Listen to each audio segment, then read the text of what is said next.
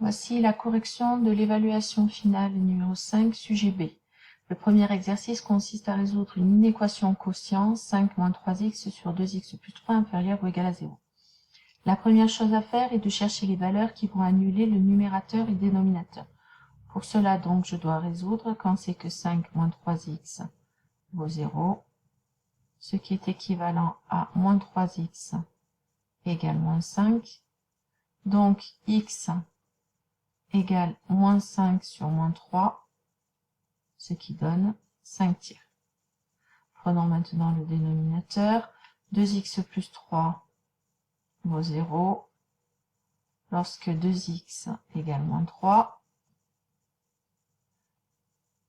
on divise tout par 2 lorsque x égale moins 3 demi. Ensuite, pour résoudre l'inéquation, il faut connaître le signe du quotient. Et donc pour cela, on va devoir étudier le signe du numérateur et du dénominateur. Donc pour cela, on va faire un tableau de signes. Donc ici, on marque les valeurs que x va prendre entre moins l'infini et plus l'infini. On vient de trouver les valeurs qui annulent le numérateur et le dénominateur, qui sont 5 tiers et moins 3 demi. La plus petite est moins 3 demi. Et ensuite, du coup, 5 tiers. Sur cette ligne, je vais étudier le signe du numérateur, donc le signe de 5 moins 3x. 5 moins 3x s'annule pour x égale 5 tiers. La représentation graphique de 5 moins 3x est une droite décroissante, car sa pente vaut moins 3. Donc, la droite est d'abord au-dessus de l'axe, donc de signe d'axe des abscisses, donc positive, et ensuite négative. Je m'intéresse maintenant au signe du dénominateur, donc le signe de 2x plus 3. 2x plus 3 s'annule en moins 3 demi. La représentation graphique de 2x plus 3 est une droite avec une pente qui vaut 2 qui est positive, donc elle est croissante, donc la droite est d'abord au-dessous de l'axe des abscisses, donc de signe négatif, puis ensuite elle passe au-dessus de l'axe des abscisses, donc elle est positive. Je me sers ensuite du signe du numérateur et du signe du dénominateur pour étudier le signe du quotient 5 moins 3x sur 2x plus 3. Lorsque le numérateur est positif et le dénominateur négatif, plus que divise moins, ça donne moins. Là, on divise un nombre positif par 0, ce n'est pas possible, donc on met la double barre pour dire que moins 3 demi est la valeur interdite. Plus que divise plus, ça donne plus. 0 que divise plus, ça donne 0. Et moins que divise plus, ça donne moins. Il nous faut donc, à l'aide de ce tableau de signes, résoudre l'inéquation 5 moins 3x sur 2x plus 3 inférieur ou égal à 0. Ça veut donc dire que je cherche quand c'est que mon quotient est de signe négatif. Il est de signe négatif ici. Et je cherche aussi quand c'est qu'il est négatif ou nul. Donc, ça correspond à ici, au niveau du tableau de signes. Ce qui donne pour des valeurs de x, des valeurs qui se trouvent là, et des valeurs qui se trouvent ici. Ce qui nous donne comme solution S égale moins l'infini exclu, moins 3 demi, qui est la valeur interdite, donc exclu, union 5 tiers que l'on prend, point virgule, plus l'infini, exclu. Donc voilà pour la solution du premier exercice. Deuxième exercice, il s'agit de résoudre des équations et des inéquations faisant intervenir la fonction 1 sur x, la fonction inverse.